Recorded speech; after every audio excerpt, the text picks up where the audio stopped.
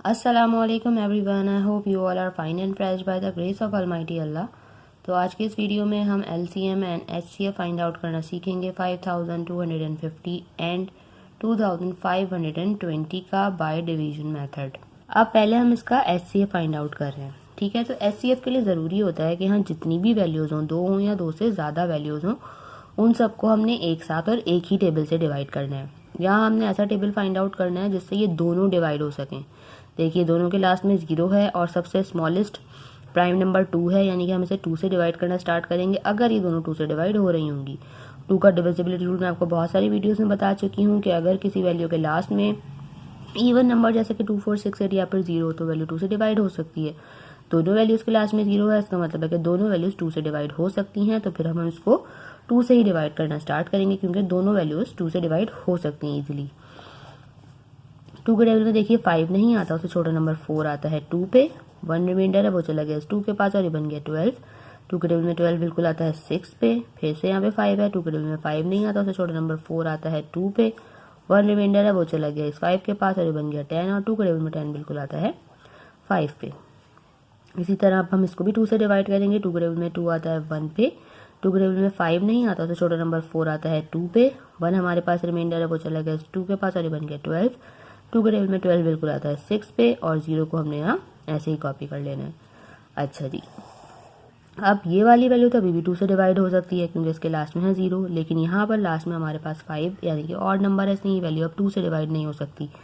जब एक वैल्यू 2 से डिवाइड नहीं हो सकती तो हम इसे भी 2 से डिवाइड नहीं करेंगे क्योंकि यहाँ हम HCF फाइंड आउट करें। अगर हम LCM फाइंड आउट कर रहे होते तो फिर हम इसे 2 से डिवाइड कर लेते और इसे हम ऐसे ही कॉपी कर लेते हैं, लेकिन अभी हम HCF फाइंड आउट कर रहे हैं इसलिए हमें ऐसा टेबल चाहिए जिससे ये दोनों डिवाइड हो सकें। 2 से तो ये दोनों वैल्यूज डिवाइड नहीं हो सकती। 2 के बाद जो नेक्स्ट प्राइम नंबर है वो है 3 और 3 की डिविजिबिलिटी किस तरह चेक करते हैं कि एक वैल्यू में जितने डिजिट्स हों उनको प्लस करने के बाद अगर हमारे पास ऐसी वैल्यू आए जो कि 3 का मल्टीपल है तो ही वो वैल्यू 3 से डिवाइड हो सकती है। तो हम इन सबको अगर प्लस करें तो देखिए 2 + 6 8, 8 + 2 10, 10 + 5 15, 15 बिल्कुल 3 का मल्टीपल है यानी कि ये वैल्यू 3 से डिवाइड हो सकती है। और अगर हम इन सबको प्लस करें 1 + 2 3, 3 + 6 9, 9 आपको पता है 3 का मल्टीपल है यानी कि ये वैल्यू भी 3 से डिवाइड हो सकती है। तो अब हम इसे 3 से डिवाइड करेंगे। 3 के टेबल में 2 नहीं आता इसलिए हमें यहाँ 2 डिजिट्स लेने पड़ेंगे। 3 के टेबल में 26 भी नहीं आता, उससे छोटा नंबर क्या आता है 24 आता है और वो किस पर आता है 8 पर आता है। यहाँ हमारे पास था 26 लिया हमने 24 है, 2 रिमाइंडर है वो चला गया इस 2 के पास और ये बन गया 22। 3 के टेबल में 22 नहीं आता, उससे छोटा नंबर आता है 21 और वो आता है 7 पे। 1 रिमाइंडर है वो चला गया इस 5 के पास और ये बन गया 15। 3 के टेबल में 15 बिल्कुल आता है 5 पे। इसी तरह 3 के टेबल में 12 बिल्कुल आता है 4 पे। 3 के टेबल में 6 भी बिल्कुल आता है 2 पे और 0 को यहाँ हमने ऐसे ही कॉपी करना है। दोबारा देखेंगे कि अभी भी वैल्यूज 3 से डिवाइड हो सकती हैं अगर हम इन तीनों को प्लस करेंगे। 8 + 7 15, 15 + 5 20, 20 तो बिल्कुल भी आपको पता है 3 का मल्टीपल नहीं है यानी कि अब ये वैल्यूज 3 से डिवाइड नहीं हो सकती। इसे हमें चेक करने की ज़रूरत ही नहीं है जबकि ये वैल्यू 3 से डिवाइड हो सकती है क्योंकि अगर हम इन तीनों को प्लस करें तो हमारे पास आंसर आएगा 6, 6 3 का मल्टीपल है। लेकिन जब ये वैल्यू 3 से डिवाइड नहीं हो सकती तो हम इसे भी 3 से डिवाइड नहीं कर सकते। 3 के बाद जो नेक्स्ट प्राइम नंबर है वो है 5। 5 का डिविजिबिलिटी रूल आपको पता है कि जिस वैल्यू के लास्ट में 5 या फिर 0 तो वैल्यू 5 से डिवाइड हो सकती है। यहाँ पे देखिए एक वैल्यू के लास्ट में 5 है और एक वैल्यू के लास्ट में 0 है यानी कि दोनों वैल्यूज 5 से डिवाइड हो सकती है। तो हम इसे 5 से डिवाइड करेंगे। 5 के टेबल में 8 नहीं आता, 5 आता है 1 पे। 3 रिमाइंडर है वो चला गया 7 के पास और बन गया 37। 5 के टेबल में 37 भी नहीं आता, उससे छोटा नंबर आता है 35 और वो किस पर आता है 7 पे। यहाँ हमारे पास 2 रिमाइंडर है वो चला गया 5 के पास और बन गया 25। 5 के टेबल में 25 बिल्कुल आता है 5 पे। अब यहाँ पर है हमारे पास 42। 5 के टेबल में 42 तो नहीं आता, उससे छोटा नंबर 40 आता है 8 पे। 2 रिमाइंडर है वो चला गया 0 के पास और ये बन गया 20। 5 के टेबल में 20 बिल्कुल आता है 4 पे।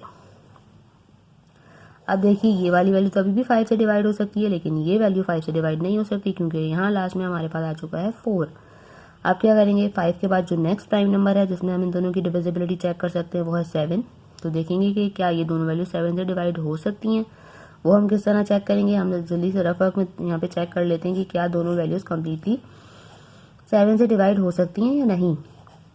7 × 2 = 14, यहाँ आ जाएगा हमारे पास 3 और ये आ गया हमारे पास 5। 7 × 5 = 35, यानी कि 7 के टेबल में 25 पर आता है 175, पूरा डिवाइड हो गया, यानी कि बिल्कुल ये वैल्यू 7 से डिवाइड हो सकती है। और 84 भी आपको पता है 7 से डिवाइड हो जाएगा। मैं आपको रफ में भी करके दिखा देती हूँ।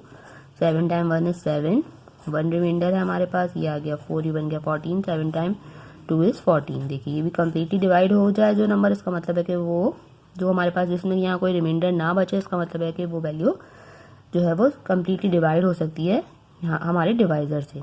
ठीक है, यानी कि दोनों जो है वो 7 से डिवाइड हो सकती हैं वैल्यूज, तो हम इसे 7 से डिवाइड करेंगे।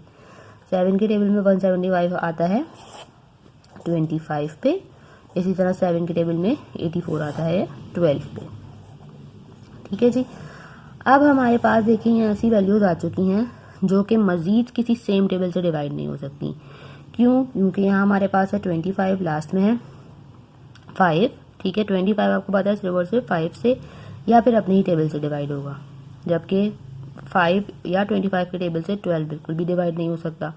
इसका मतलब है कि अब ये वैल्यूज मजीद किसी सेम टेबल से डिवाइड नहीं हो सकती। अब ये मजीद डिवाइड नहीं हो सकती, इसलिए सेम टेबल से डिवाइड नहीं हो सकती, इसलिए अब हम इसे मजीद डिवाइड नहीं करेंगे। इसका मतलब है कि हमारे पास HCF जो है वो आ चुका है। और HCF की हम किस तरह फाइंड आउट करेंगे? इन सबको जब तक ये सेम टेबल से डिवाइड हो रही सारी वैल्यूज, उन सबको कर देंगे multiply. 2 multiply by 3 multiply by 5 and multiply by 7। 2 time 3 is 6, 6 time 5 is 30 and 30 time 7 is, हम चाहे तो रफा में भी करके देख सकते हैं, 7 time 0 is 0 and 7 time 3 is 21। Means हमारा जो यहाँ पर हाईएस्ट कॉमन फैक्टर है वो आ चुका है और वो है 210।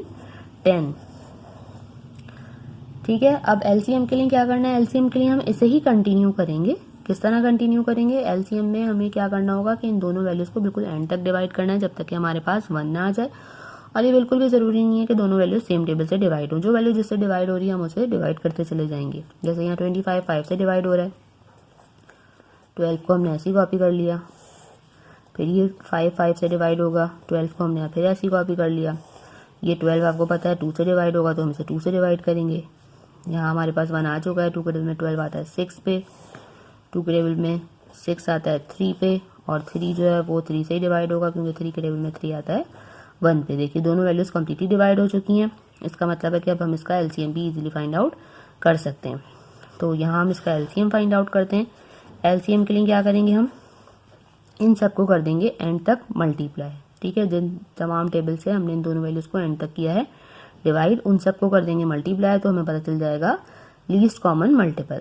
तो जल्दी से हम इनको मल्टीप्लाई करते हैं। 2 multiply by 3 multiply by 5 multiply by 7 multiply by 5 multiply by 5 multiply by 2 multiply by 2 and multiply by 3।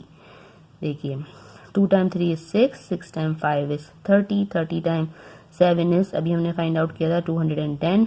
210 को हमने यहाँ मल्टीप्लाई करना है 5 से, वो हम यहीं कर लेते हैं। 5 time 0 is 0, 5 time 1 is 5 and 5 time 2 is 10।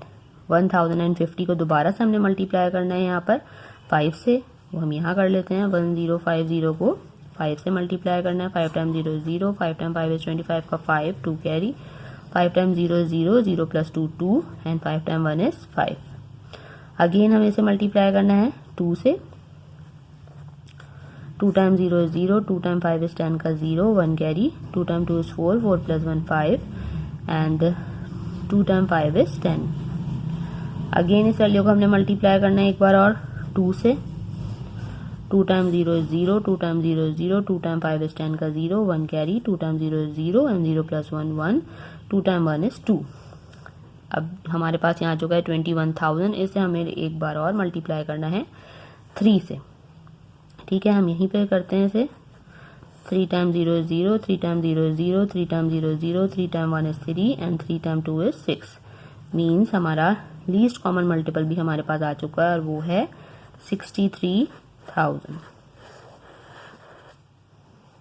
देखा आपने कि हमारे पास ये कितना लॉन्ग डिवीजन था, कितने बड़ी वैल्यूज थी, लेकिन फिर भी हमने कितनी जल्दी से इसका एचसीएफ और एलसीएम जो है वो फाइंड आउट कर लिया है। आई होप कि वीडियो आपको अच्छे से समझ आई है। अगर ये वीडियो आपको पसंद आई है तो इसे लाइक और शेयर जरूर करें। मेरे चैनल को भी सब्सक्राइब करें। इंशाल्लाह बहुत जल्द मिलूंगी आपसे अपनी नेक्स्ट वीडियो में। अपना बहुत ख्याल रखिएगा।